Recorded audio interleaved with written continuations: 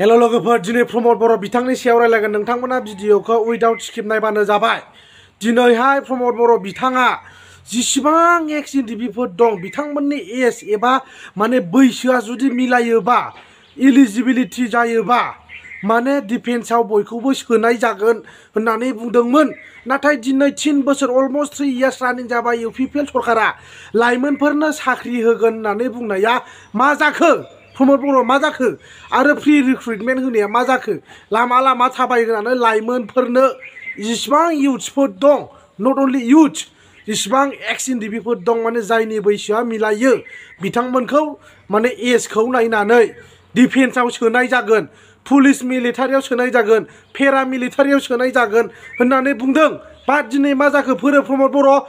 दिनै नोंथाङा एक्स एनडिबिफोरनि जेसेबां समस्या दं बे समस्याखौ बिटिआर एकर्ड एबा पिस एकर्ड खालामनानै दिनै फार्स्ट फेजआवनो फोजोबनायनि सलुसन खालामनायनि जेंनाखौ फोजोबस्रांनायनि खोथा बुंदोंमोन। बाट टुडे दिनै मानो जेबो मावाखै? आरो बे न'खर न'खर साख्रि होगोन होननाय खोथायाथ' बेखार। दिनै जोंनि लाइमोनफोरा जुदि मोनसे भट होनायाव साख्रि मोनोब्ला प्रमद बर'खौ देरहाहोनांगौ, सापर्ट खालामनांगौ, जोङो साख्रि मोनगोन।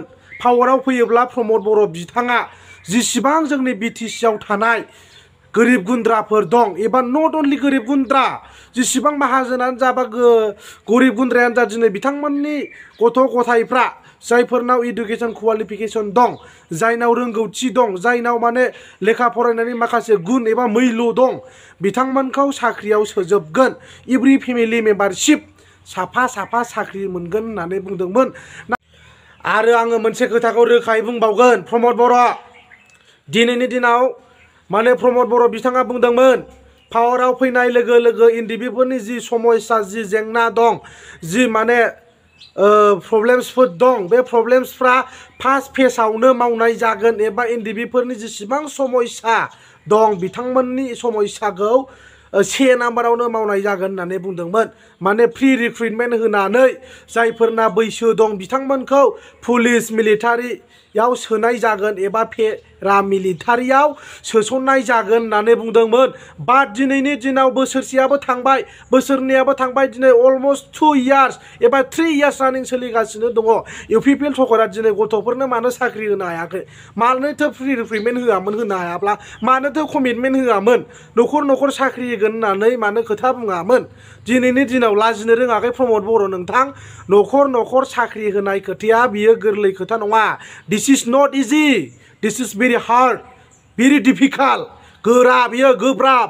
न'खर न'खर साख्रि होनाया गोब्राब खोथा। नाथाय दिनै प्रमद बर' नोंथाङा जुदि होनो हायाबा, नोंथांनि जि कमिटमेन्ट होनाय, नोंथांनि जि बिबुंथि होनाय, नोंथाङा जि प्रमिस लादोंमोन बेखौ जुदि मावफुंनो हायाब्ला उइथिन 3 इयार्सआव नोंहा आरो गैला।